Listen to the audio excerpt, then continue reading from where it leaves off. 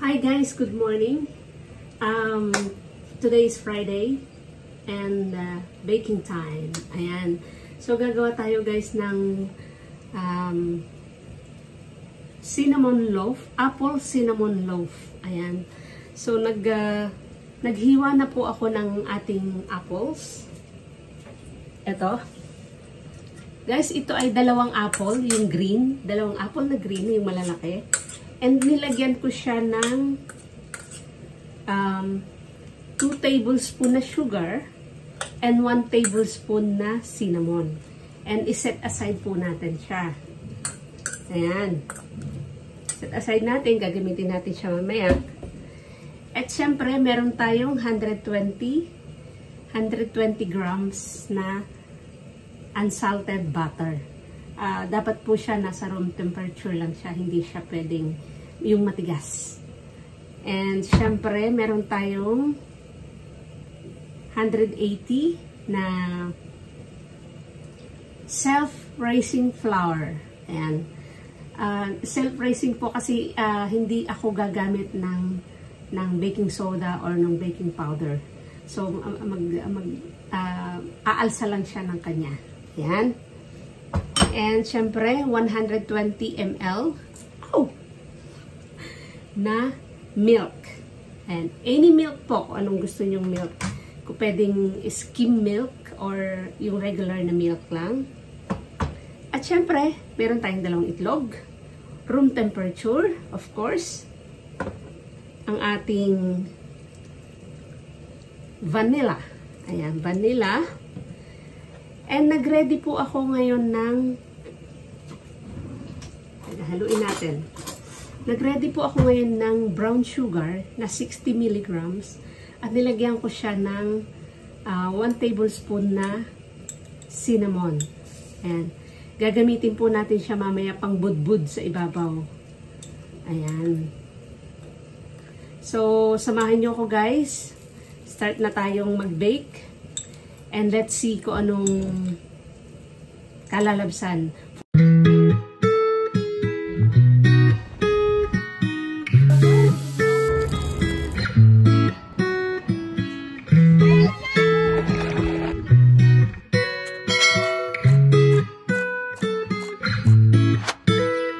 Okay guys, unahin natin yung ating butter. Ayan. At syempre, ilalagay natin ang ating sugar. And i-beat po natin siya for about 3 minutes. Okay, and i-add po natin ang ating itlog, 2 eggs.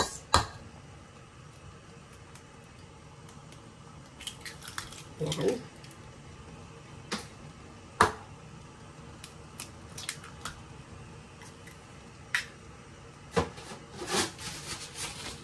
At syempre, ang ating vanilla.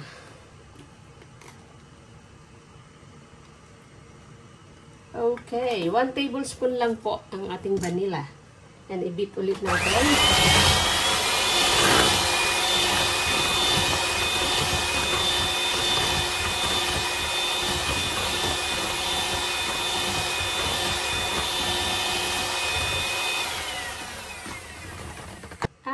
I-add na po natin ang ating flour. Ayan.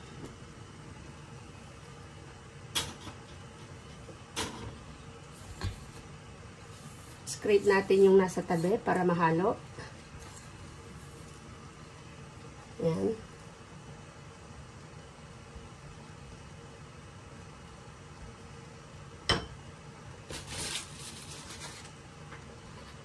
And dito natin.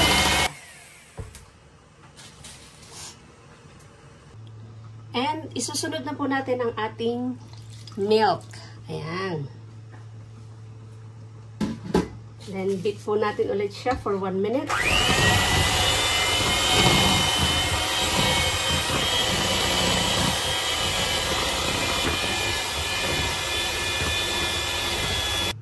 Okay guys, ilalagay na natin siya sa baking tin. Ayan.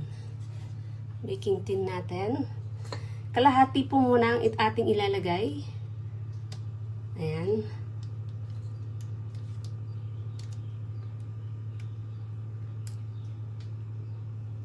Ayan. I-arrange po lang natin. And ilalagay po natin ngayon dito yung ating apple kanina na ni-slice. Ayan. Sa ibabaw.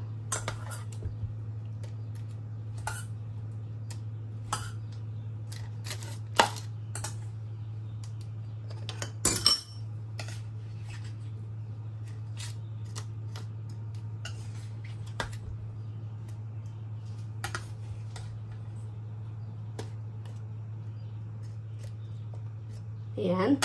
And, yung ating cinnamon sugar. Ayan. Yung mix natin kanina na cinnamon sugar, ilalagay po natin, bubudbura natin siya, sprinkle natin sa ibabaw. Ayan.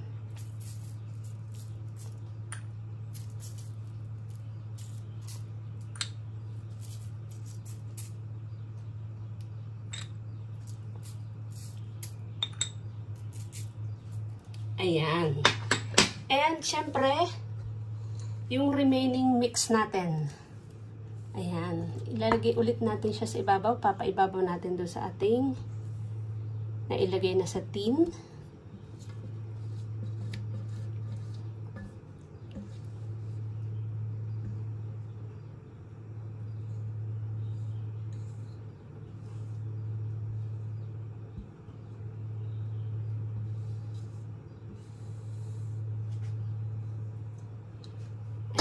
And ayusin po lang natin.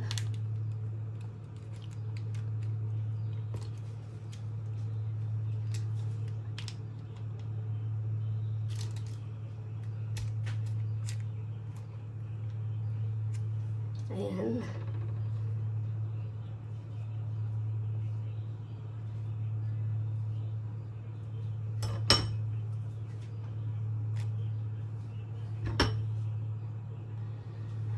And yung last remaining ng ating apple mix. Ayan.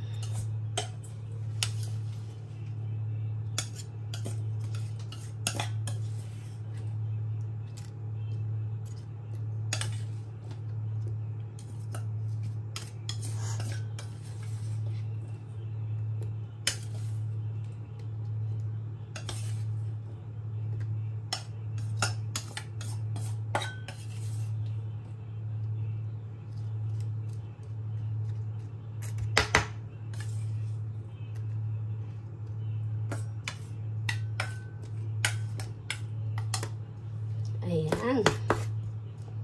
Okay na to. And syempre, yung atin ulit sugar.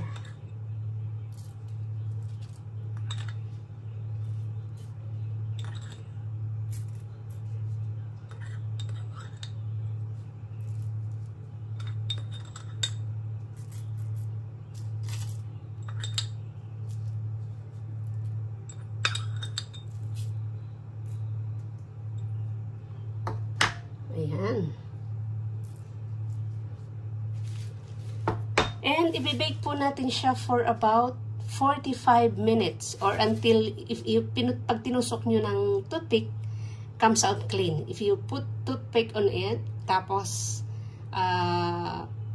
malinis yung toothpick, and that's good to go. And ayan guys, meron na po tayong, pinainit na po natin ang ating oven. Kailangan mainit na siya before natin ilalagay yung ating ibibake. Ayan. So, pwede na po ito. And, ibibake natin siya for 30 to 45 minutes. And let's wait. Okay guys, habang naghihintay tayo, binibake natin yung ating apple cinnamon loaf. Gawa tayo ng icing para palalagay natin siya sa ibabaw. So, mga 100 grams lang po nito ng ating icing sugar. 100 grams. Ayan. At syempre, lalagyan natin ng konting milk. Depende po sa magiging consistency ng inyong pwede nyo pong dagdagan ng inyong icing. Ayan. Pwede nyo po siyang dagdagan kung gusto nyo is malapot na malapot or yung tama lang.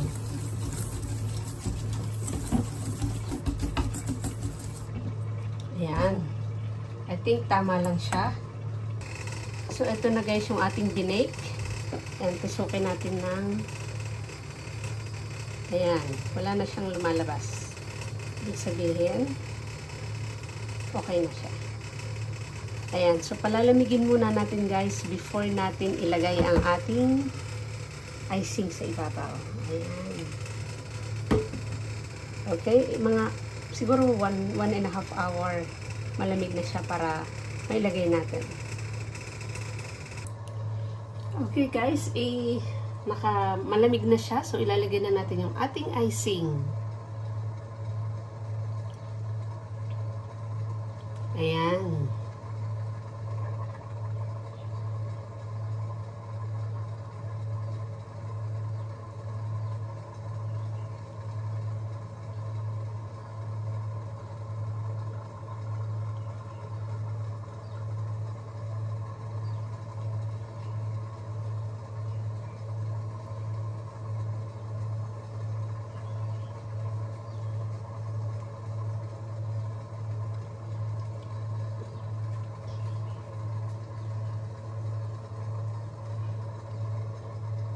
Yeah. So guys, tapos na tayo. And titikman natin siya. Ayan. Kita nyo? Yay! Excited na ako. Tikman natin. Titikman natin siya.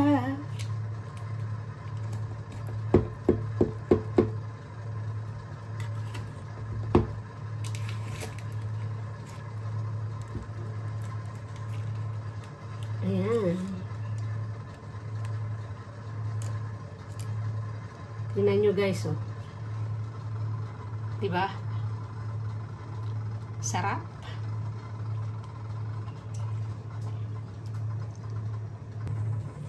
So guys, ito na siya. Tikman natin.